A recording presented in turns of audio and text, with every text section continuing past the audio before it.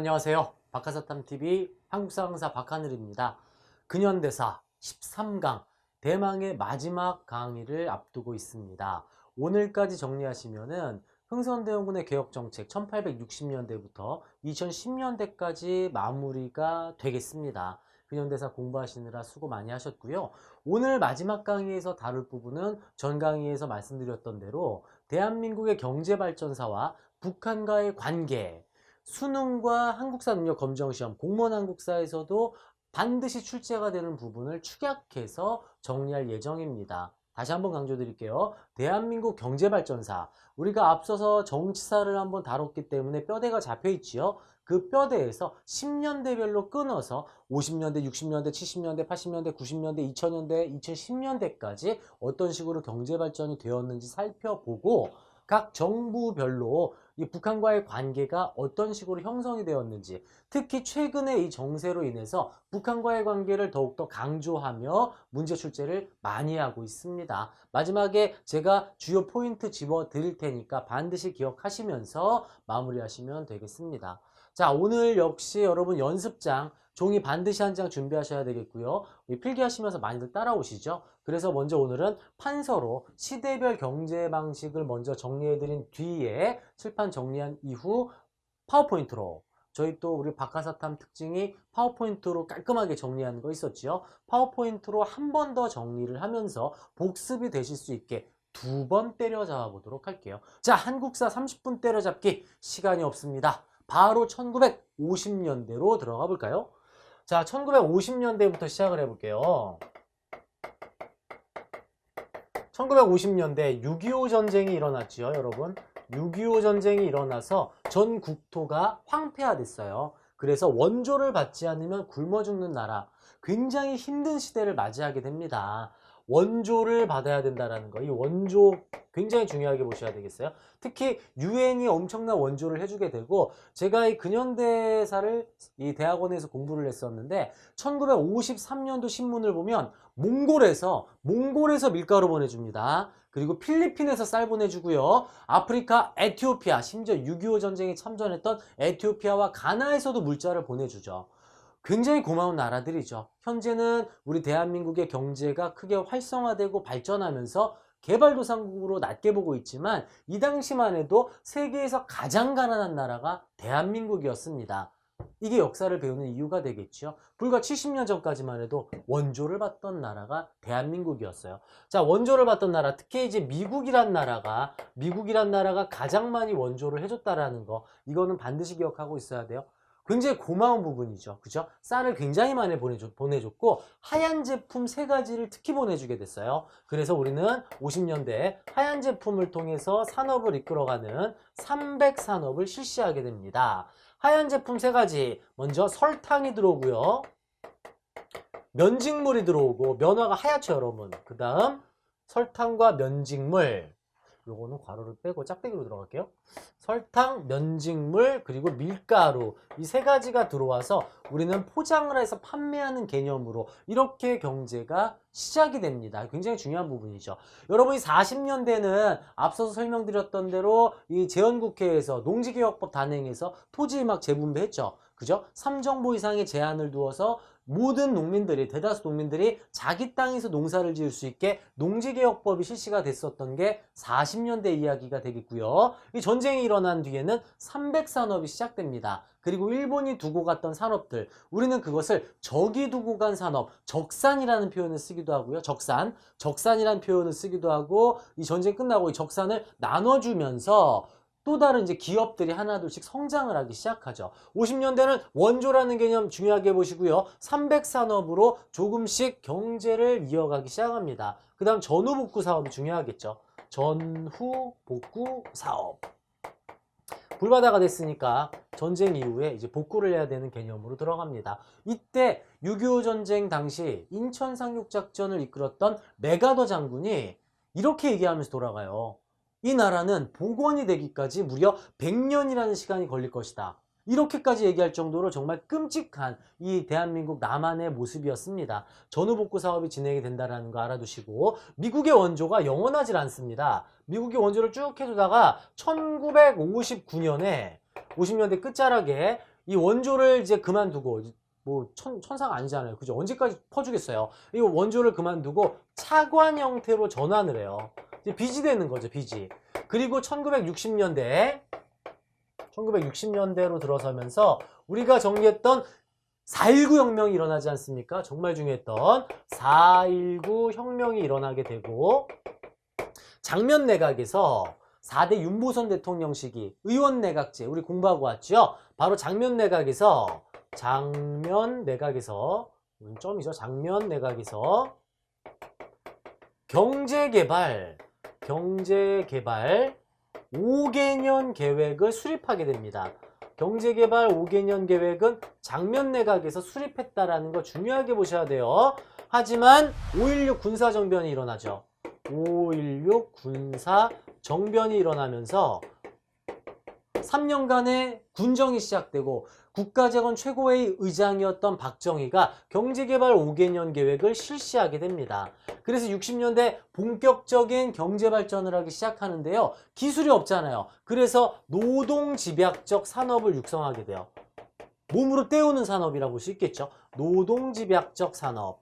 가벼운 공업이라고 해서 우리는 이것을 이제 경공업 발달이라고 보시면 되겠습니다. 경공업. 60년대 키워드는 경공업이구나. 경제개발 5개년 계획 1차, 2차. 이때는 5년씩 끊으면 되니까요. 1차, 2차는 경공업 중심으로 발전하는구나. 이렇게 정리하시면 되겠고, 기본적으로 점인데 계속 제가 짝대기 긋네요. 점 짝대기로 가고 있죠. 오늘은 기본적으로 몸으로 때우는 바느질 같은 거 우리 잘하니까 섬유라던가 신발, 가발 이런 것들을 하면서 수출주도형 산업을 실시하게 됩니다. 제일 중요한 건 수출주도형 산업.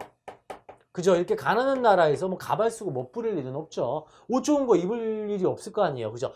판매를 하기 위한 수출주도형 산업을 했다라는 거 잘 잡고 계셔야 되겠고요. 제일 중요한 게 나와요, 이제. 이거 굉장히 중요합니다. 이거는 시험 문제에서 크게 다루지 않지만 제가 개인적으로 대한민국 경제발전사에서 가장 중요하게 생각하는 거예요. 여러분 잘 한번 생각해 볼까요? 자, 보시면은 노동집약적 산업으로 공장을 만들어야 되겠죠. 그래서 국가 주도로 수도권 지역을 발전을 시키는데 공장이 들어설 거 아니에요. 공장 만들려면 뭐 있어야 돼요? 돈이 있어야 되잖아요. 돈이 없잖아요. 우리나라에. 지금 가난한 나라 아닙니까? 그래서 돈을 구하기 위해서 한일협정, 굴욕적인 외교를 통해서 일본으로부터 독립 축하금을 받게 되고 베트남 파병을 하게 돼요. 베트남 파병. 미국으로부터 차관과 막대한 자본을 도입시킵니다. 베트남 파병. 우리 청년들의 피를 전투부대가 파병이 돼서 굉장히 많은 사람들이 다치고 지금도 이 베트남전에 파병 갔다 돌아오신 분들 굉장히 고생 많이 하고 계시죠. 그쵸? 이 한일협정의 굴욕적 외교와 베트남 파병 등을 통해서 돈을 우리가 조금씩 모으기 시작했고 제일 중요한 게 독일로 인부를 보내요. 독일 광산으로 광부와 간호사를 보냅니다. 막장에 들어가서 독일인들이 하기 싫어하는 일들 우리가 3년 동안 해주는 계약 조건으로 차관을 벌어들여오고요. 백의의 천사긴 백의의 천사인데 독일에도 간호사 있어요. 우리 한국 사람들이 가서 한 건 뭘까요? 중환자, 중풍, 시체 닦기 이렇게 제일 힘든 것들을 하면서 이들이 우리 국민들의 피와 땀으로 돈을 벌어오게 됩니다. 저는 이 부분이 가장 중요하다고 보죠. 이 부분. 우리 국민들의 노력들. 여러분 경제엔 기적이 없습니다. 한강의 기적이란 단어 제가 개인적으로 가장 싫어하는 단어라고 지난 강의에서도 한번 말씀드린 적이 있어요. 경제 기적이 일어나려면요. 여러분 석유가 터진다거나 금광이 발견이 돼야 돼요. 우리 그러지 않았죠. 분명한 이유와 근거가 있어서 이렇게 가난한 나라가 현재 대한민국 아주 세계적인 나라가 될 수 있었던 이유. 바로 우리 국민들의 피와 땀이 있었던 거죠. 여러분 이들이 이렇게 바보같이 묵묵히 참고 일할 수 있었던 이유. 이게 무엇이냐면 이 60년대 경제를 이끌었던 사람들은 일제강점기에 태어났고 6.25 전쟁을 경험했기 때문에 이 힘든 열악한 상황을 모두 경험해서 자신의 아들, 딸에게는 이 가난을 물려주고 싶지 않았던 겁니다. 우리 부모님의 사랑과 헌신을 통해서 이들이 이렇게 묵묵히 참고 대한민국을 발전시켜줬다라는 거. 이 부분 이게 핵심입니다, 여러분. 요거 꼭 알고 계셔야 돼요. 한일협정과 베트남 파병, 독일 광부 간호사를 보내서 돈을 벌어들였는데, 자, 지방에 살고 있는 사람들을 수도권으로 데리고 와야 돼요. 공장에서 일 시켜야 되죠? 그런데 여러분, 공장에 일을 시킨다고 우리가 공산주의 국가도 아니고 강제로 이전을 못 시키잖아요. 그래서 국가에서 계획적으로 아주 중요한 거 나옵니다. 저고가 정책을 때려요. 저고가 정책. 열심히 농사를 지었는데 곡식 가격이 싸요. 돈이 안 되잖아요. 그죠? 공장으로 사람들이 떠나가는 거죠. 바로 이 저고가 정책을 통해서 60년대에 촌을 떠나서 도시로 향하는 이촌향도 현상이 시작이 됩니다. 중요하죠, 이거. 이촌향도 현상. 저고가 정책을 통해서 촌을 떠나 도시로 향하게 되었고, 문제는 수출주도형 산업이라는 거예요. 우리 기술력이 없잖아요. 그쵸? 어떻게 했을까요? 가격 경쟁력으로 승부를 봐야 돼요. 그래서 월급을 조금 줘요. 저임금 정책을 함께 시작합니다. 저임금 정책. 잠시 뒤에 제가 다시 한번 강조드리겠지만 정말 쥐꼬리만한 월급을 주면서 국가에서 지금 저임금 정책 때리니까 하루에 막 14시간, 16시간씩 일해야 되고, 이 당시에는 복지 개념이라던가 노동자들의 인권 보장이 되지를 않았습니다. 한 달 동안 2번 쉬기에도 힘들어요. 2번 쉬면 월급이 깎입니다. 못 쉰다는 이야기죠. 공장에서 일하다가 손가락 잘리면 일자리도 잘립니다. 산업재해 이런 거 없어요.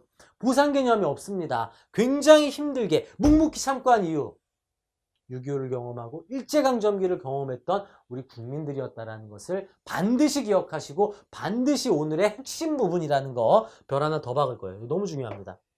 제가 별 4개는 제가 처음 쓰는데요. 별 4개가 되겠어요. 이것이 가능했기 때문에 노동집약적 산업이 실시되었다는 것을 정확히 숙지하고 계셔야 되겠어요. 아시겠죠? 다시 한번 정리할게요. 60년대 경제개발 5개년 계획을 실시하면서 노동집약적 산업으로 가벼운 경공업을 육성했고, 수출주도형으로 물건을 만들기 시작합니다. 공장을 세우기에 돈이 없으니까 한일협정과 베트남 파병, 독일 광부 간호사 보내서 돈을 가지고 왔고요. 저고가 저임금 정책으로 사람들을 도시로, 공장으로 보내게 됐고, 이 가격 경쟁력으로 승부를 봤다라는 것, 이게 중요하겠어요. 자, 이어서 1970년대는 3차, 4차, 이때는 여러분 유신헌법 하나 써놓을게요. 유신헌법, 우리 배우고 왔어요. 기본권 제한 유신헌법, 박정희 정부가 이어지고 있었고, 경제개발 3차, 4차, 5개년 계획이 진행이 됩니다. 경공업의 한계를 느끼게 되면서 본격적으로 중화학공업을 육성하게 됩니다. 3차, 4차, 여기서 뭐라고요? 중화학공업을 육성하죠. 자, 중화학공업을 70년대 육성을 하면서 본격적으로 경부선이 뚫려요. 경부선. 서울과 부산으로 가는 경부선. 고속국도가 뚫렸고요. 경부선. 이 경부선을 중심으로 바로 이 지역. 철광석이 풍부하고 바다로 진출이 용이한 바로 이 지역. 남동임해 공업지구가 만들어집니다. 점 여기 찍어 놓을게요. 남동임해 공업지구가 형성이 돼서 본격적인 중화학공업을 양성하게 되죠. 문제는 이 저임금 정책으로 더 이상 참지 못하고 이것이 전태일 열사 분신 자살로 이어지게 되죠. 전태일 열사 사건. 그리고 이 열악한 노동 상황 때문에 YH 무역 사건이라던가 경공업이 쇠퇴하다 보니까 이게 쇠퇴하다 보니까 YH 무역 사건, 무역회사 사건, 이런 것도 하나 일어나게 돼요. 1979년에 이 부산 지역에 있었던 YH 무역회사, 경공업을 담당하던 회사인데 갑자기 문을 닫아버려요. 거기서 일하던 월급을 제대로 받지 못한 여직원들이 부산에 있었던 신민당 당사를 점거하는 사건이었습니다. 당시 야당의 신민당 총재 김영삼 국회의원이 이 경찰을 불러서, 서장을 불러서 따귀를 올립니다. 이게 지금 뭐 하는 거냐고. 왜냐하면 무력으로 경찰들이 이 여직원들을 진압하면서 사망사건이 일어나게 돼요. 정말 끔찍한 일이었죠. 문제는 박정희 정부에서는 이 사건을 빌미로 김영삼 이 국회의원을 국회의원직을 박탈시키면서 영구 제명을 해버려요. 부산 지역을 바탕으로 하고 있었던 김영삼 의원이 제명을 당하자 부산과 마산에서 민주화 항쟁을 일으키면서 YH무역회사 사건은 부마 민주항쟁으로 이어지게 되죠. 그리고 1979년 10월 26일 박정희 대통령이 피살당하면서 박정희 시대는 막을 내리게 되고 1980년대로 들어가게 됩니다. 문제는 1979년 12.12 사태로 권력을 잡은 전두환 정부 시대가 시작이 되는 거죠. 이 80년대 여러분 뭐가 중요합니까? 5.18 광주민주화운동이 있었죠. 더 이상 참지 못하고 우리 국민들이 폭발을 합니다. 하지만 정부에서는 군을 동원해서 우리 무고한 시민, 민주화 운동을 하고 있었던 무고한 시민을 학살을 하는 진짜 끔찍한, 절대 잊어서는 안 되는 민주화 운동이 단행돼요. 그리고 전두환 정부는 80년대 유신헌법이 강했으니까, 기본권 제한이 됐으니까 우리는 유화 정책을 표방해 줄게, 이렇게 이야기를 하게 되죠. 70년대 말 전 세계를 강타했던 석유 대파동이 있었어요. 석유 대파동. 70년대 석유 대파동으로 물가가 상승을 하였지만 80년대 다시 한번 경제가 안정화되면서 우리는 삼저호황을 맞이하게 돼요. 삼저호황은 금리가 저렴하니 기업들이 대출받아서 생산량을 늘릴 수 있겠죠. 그리고 저달러, 환율이 내려가기 때문에 수출에 아주 유리했습니다. 그리고 저유가, 기름값이 저렴하니 공장을 돌리는 비용이 저렴하겠죠. 가격 경쟁력에서 승부를 보면서 우리의 경제는 80년대 폭발을 하게 됩니다. 80년대 중화학공업이 이어지고 있죠. 그리고 본격적으로 우리는 80년대 말부터 첨단 산업을 준비하기 시작하면서 1990년대 초기에 OECD에 가입을 하게 돼요. 경제개발협력기구, 세계 선진국 30개국이 가입할 수 있는 OECD에 가입하면서 샴페인을 빵빵빵 터뜨리기 시작했죠. 그런데 문제는 곧 이어서 1997년부터 우리는 IMF로 들어가게 됩니다. 제가 국가부도의 날 영화 리뷰를 만들면서 이 당시의 내용을 자세하게 영상으로 제작해 놓은 게 있어요. 한번 참고해서 보시면 어떨까 싶습니다. 그리고 햇볕 정책과 우리 금모으기 운동이 일어나면서, 햇볕 정책은 북한과의 관계에서 다시 다루도록 하고요. 김대중 정부 시기에 금모으기 운동 등 국민들의 힘으로, 금모으기 운동, 네, 제대로 썼죠 제가. 금모으기 운동으로 IMF를 세계에서 가장 빠른 속도로 극복을 하게 됩니다. 그리고 2000년대 들어서면서 노무현 대통령 때 이제 2차 남북 정상회담도 개최를 하고, 그리고 이명박 정부 때 신자유주의를 표방하며 친기업 경향으로 들어가게 되죠. 이게 큰 흐름으로 다루는 부분이고, 시험 문제에서는 2000년대 파트를 다루는 개념보다는 60년대를 가장 강조를 많이 하고요. 60년대 경공업, 70년대 중화학공업, 80년대 삼저호황, 이거 중요한 거 제 네모로 좀 쳐놓을게요. 삼저호황, 그리고 90년대 OECD, IMF, 요 정도의 흐름으로 살펴보시면 되겠습니다. 자, 경제사에서 제일 중요한 건 한강의 기적은 없습니다. 우리 부모 세대, 우리 국민들의 헌신과 노력, 피와 땀으로 대한민국이 현재 모습까지 오고 있다라는 사실을 정확하게 핵심을 잡으셨으면 좋겠습니다. 칠판 정리하고요. 지금 제가 쭉 개괄적으로 정리해드린 이 시대별 내용을 파워포인트를 통해서 다시 한번 세부적으로 한번 들어가 보도록 할게요. 네, 파워포인트로 제가 정리한 내용, 교과서 내용을 충실하게 반영을 해서 만든 파워포인트 내용을 통해서 세부적으로 시대별로 한번 들어가 보도록 하겠습니다. 40년대 농지개혁법 기억하시고요. 50년대 전쟁 끝나고 300산업이 이어집니다. 그리고 60년대 본격적으로 1, 2차 경제개발 5개년 계획을 실시하게 되죠. 62년부터 66년, 67년부터 71년 연도를 물어보지는 않고 60년대에 경제개발 5개년 계획이 시작되고 경공업 중심으로 발전했음을 기억하시면 되겠어요.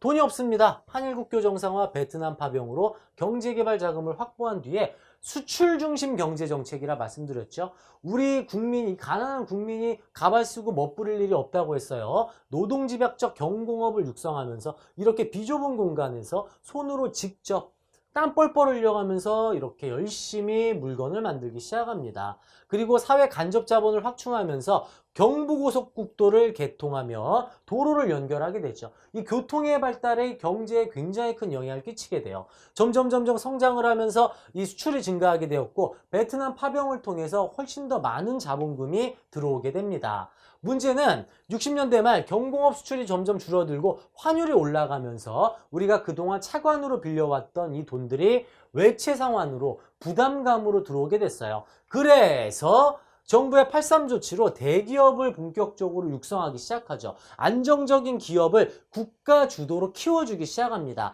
대기업을 육성하기 시작했고, 외국인들이 창원 지역의 공장단지에 들어올 수 있게끔 직접 투자를 유도하고자 자유무역단지를 조성하기도 합니다. 이어서 70년대는 이 경공업 중심 발전의 한계를 느끼고 중화공업을 집중적으로 육성한다고 했죠. 남동임의 공업지구를 만들어내기 시작했어요. 그리고 드디어 77년 수출액 100억 달러를 돌파하면서, 대부분 이제 한강의 기적이라고 얘기하죠. 한강의 기적. 그죠? 근데 저는 개인적으로 이 단어를 쓰고 싶지는 않지만 굳이 우리가 이 단어를 쓰고 있으니까 이렇게 교과서에도 명시가 되어 있습니다. 수출액 100억 달러 돌파.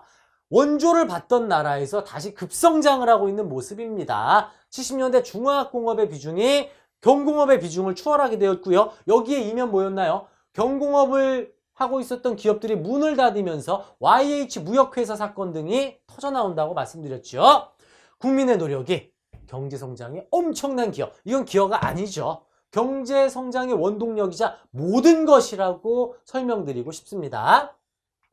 자, 이어서 석유파동이 터졌어요. 이 석유파동이라는 것은 자원민족주의라고 하는데, 수정자본주의가 만들어지면서 국가에서 경제에 개입을 하기 시작해요. 특히 이 서남아시아 지역, 석유를 판매하는 국가들이 국가 주도로 가격을 확 올려버립니다. 경쟁적으로 석유 가격이 올라가다 보니 뭐 운송비도 비싸질 거고요. 공장을 돌리는 가격도 비싸지겠죠. 모든 물가가 상승하면서 석유대 파동으로 이어지게 돼요. 다행히 우리는 이것을 중동 지역의 건설 현장에 뛰어들면서, 우리 또 아버지 세대가 중동 현장에서 땀 뻘뻘 흘려가면서 벌어 들어온 달러로 극복하게 됩니다. 5.1달러라는 표현을 쓰죠. 그리고 2차 석유 파동이 터졌지만 우리가 이제 경제 성장률이 감소하다가 80년대 3저 호황으로 이어지게 됩니다. 80년대 석유 파동 등으로 경제 위기를 겪으면서 선진 자본주의 국가들이 자유무역으로 이어지게 됐어요. 우리가 보호무역으로 해서는 안 되겠다. 이게 지금 물가가 너무 올라갔으니까 무한경쟁으로 바꿔야 되겠다. 이렇게 생각을 하게 되었고요. 시장도 본격적으로 개방이 되기 시작해요. 우리나라도 90년대 농산물과 섬유, 철강 등을 전면 개방하면서 우루과이 라운드를 체결하게 됐죠. 자, 우루과이 라운드라는 것은 이런 개념이죠. 대한민국 너 왜 수출만 하니? 우리 걸 왜 안 사? 너네 농산물 왜 보호해? 우리 걸 사가. 그러지 않으면 공정하지 않잖아. 이게 바로 WTO의 지시였죠. 그래서 농산물 시장을 개방하게 되었습니다. 그리고 현재는 FTA로도 넘어가고 있습니다.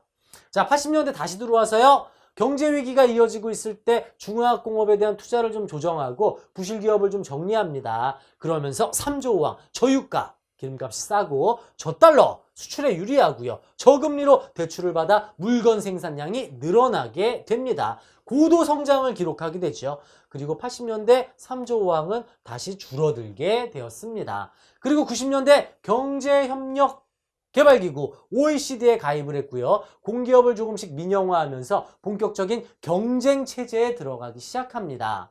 하지만 IMF를 맞이하게 됐죠. 대기업이 문어발식 경영이 이제 문제가 되었고, 무역 수지 적자와 외채, 즉 외국 자본을 갚지 못하는 이 외채 급증으로 인해서 외환 위기를 통해 국제통화기금 IMF의 관리를 받게 됩니다. 정말 힘들었던 시기죠. 여러분 부모님께서도 모두 알고 계시는, 또 우리 40대, 50대 분들께서 직격을 맞았던 상황이 바로 IMF 상황이라 볼 수 있겠어요. 그리고 김대중 정부 때 또다시 국민의 힘으로 IMF를 극복하게 되었죠.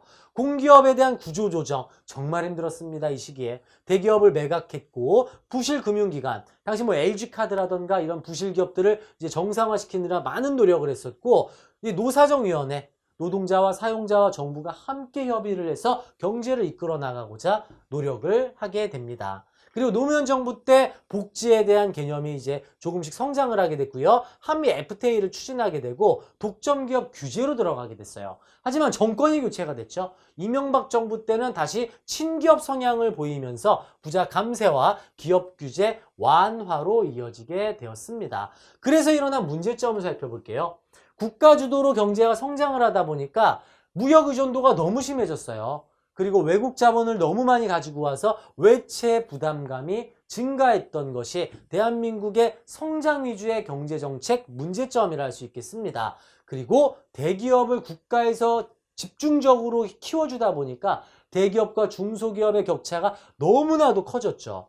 그리고 정치인과 경제인이 뒤에서 손을 잡는 정경유착, 부정부패가 만연해지기 시작합니다. 바로 이것이 적폐가 되겠어요. 적폐라는 것은 쌓일 적자를 써요. 폐단이 쌓여서 지금까지 오게 돼서 굵은 것이 터졌죠.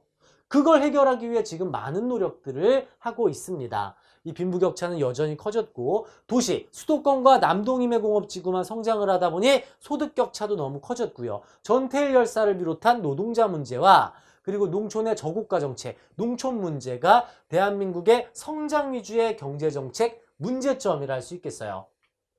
그래서 현재는 세계화 개방화 시장에서 이런 빈부격차도 줄여나가면서 경쟁력을 갖추는 것이 가장 중요하겠습니다. 국제경제 악화로 수출시장이 감소하다 보니까 이제 혁신만이 또 대한민국의 새로운 길이라 할 수 있겠죠. 자, 중요한 노동운동 한번 살펴볼게요. 산업화 과정에서 경공업 중심 60년대부터 노동자가 급증했지만 작업 환경이 굉장히 열악해요. 법적으로 노동자를 보호하는 법이 없었습니다. 장시간의 노동에 시달렸고 국가 주도로 저임금 정책을 실시하고 있었죠. 70년대 전태일 열사가 더 이상 참지 못하고 노동자들을 대변하며 분신 자살을 하게 됩니다. 당시 전태일 열사 이야기를 살펴볼까요? 하루 14시간의 작업 시간을 단축해 주세요. 건강 진단을 정확하게 해주시고 시다공, 즉 허드렛 일을 하는 시다공의 수당을 좀 50% 인상해 주십시오. 절대로 무리한 요구가 아닙니다. 대통령에게 보낸 편지입니다. 우리 전태일 분신자살 사건이라던가 앞서 말씀드렸던 경공업을 하고 있던 기업들이 문을 닫으며 일어난 YH 무역 사건 등이 노동운동을 본격화하는 이 발화점이 됐다고 할 수 있겠어요.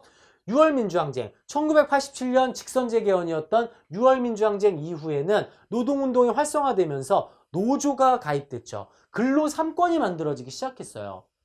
먼저 단체를 만들 단결권, 그리고 사용자, 즉 사장과 대화할 권리, 단체 교섭권, 그리고 대화가 제대로 안 될 경우 파업할 수 있는 권리, 단체 행동권, 근로 3권이 만들어지면서 대한민국이 노동자를 위한 사회권이 조금씩 성장하기 시작합니다. 민주노총이 95년에 이제 결성이 되면서 노동자를 대변할 단체가 형성되었습니다. 오늘날은 청년 실업이라던가 비정규직, 그리고 외국인 노동자 문제 등이 현재의 경제 상황이라 할 수 있겠습니다. 자, 여기까지가 이제 경제정책 흐름이라 살펴볼 수 있겠고요. 북한과의 특징 한 장으로 깔끔하게 정리 드릴게요. 자, 먼저 정부를 이렇게 살펴보시면 되겠고요. 박정희 정부부터 70년대 유신헌법을 만들면서 대외적으로는 북한과 평화정세로 들어가게 돼요. 왜냐하면 세계적으로 미국, 소련의 냉전이 종식이 되면서 우리도 북한과 가까워질 수밖에 없었습니다. 그래서 7.4남북 공동성명으로 첫 대화가 시작이 되죠. 자주평화 민족대단결, 이 단어 여러분 기억하셔야 돼요. 7.4남북 공동성명, 자주평화 민족대단결. 요거는 시험 보기 전에 반드시 기억하셔야 되겠습니다. 그리고 적십자 회담을 개최하면서 첫 대화를 시작했고 전두환 정부 때 이산가족 상봉이 시작됩니다. 노태우 정부 여기가 자주 나오죠. 남북기본합의서. 남북기본합의서를 통해서 처음으로 이제 합의문을 완성시켰던 내용이에요. 이건 발표고요, 발표. 합의문을 만든 남북기본합의서. 노태우 정부 문제 출제 정말 많이 됐습니다. UN 동시 가입을 했고 김대중 정부 때 햇볕 정책을 표방하며 경제 교류를 하기 시작하지요. 금강산 관광이 시작되고요. 1차 남북 정상회담을 통해서 6.15 남북 공동선언을 실시하게 돼요. 그리고 개성공단 건설을 추진한 것을 노무현 정부 때 시작을 완성을 하게 됩니다. 완공됐죠, 완공. 그리고 2차 남북 공동선언 14선언을 통해서 북한과 경제 활성화로 이어졌다가 박근혜 정부 때 개성공단을 폐쇄하고 현 정부 때 현재 누구도 상상할 수 없는 아무도 가보지 않은 길을 가고 있습니다. 지금 제가 띄워드린 이것은 반드시 알고 계셔야 돼요. 박정희 정부의 7.4남북 공동성명, 그리고 노태우 정부의 남북기본합의서, 김대중 정부의 6.15 남북공동선언, 노무현 정부의 14선언, 한 문제를 무조건 출제해요. 뭐 이제 정부가 하나 나오고요. 이 정부에서 했던 북한과의 특징으로 올바른 것은 이런 식으로 마지막 문제에 박혀서 100% 출제가 됩니다. 특히 한능검 준비하시는 분들 쉬는 시간에 이거 계속 보시다가 시험지 받고 마지막에 통일 파트 현대사부터 풀고 시작을 하시는 게 효율적입니다. 이것도 하나의 팁이 될 수가 있겠죠. 자, 여기까지 보시면은 대한민국 경제사와 북한 통일정책 중요 포인트를 잡아드렸어요. 13강 만에 좀 숨가쁘게 30분 때려잡기 근현대사 이렇게 마무리할 수 있겠습니다. 여기까지 따라오시느라 정말 고생 많이 하셨고요. 이제 남은 것은 지금 진행형이니까 진행형으로 말씀드리자면 전근대사 선사시대를 제가 촬영한 거를 넘어서서 여러 나라의 성장부터 조선시대까지 전체를 다 제작을 해서 전체 한국사 완강 최대한 빨리 제작해서 여러분께 올려드리도록 하겠습니다. 한국사를 모든 국민께서 쉽고 정확하게 아시는 그날까지 박하사탐은 열심히 제작해서 여러분을 위해 업로드하도록 하겠습니다. 근현대사 공부하시느라 고생 많이 하셨고요. 끊기지 않는, 잊히지 않는 역사가 되도록 노력하겠습니다. 고생 많이 하셨고요. 전근대사 이어서 제작하도록 할게요. 감사합니다.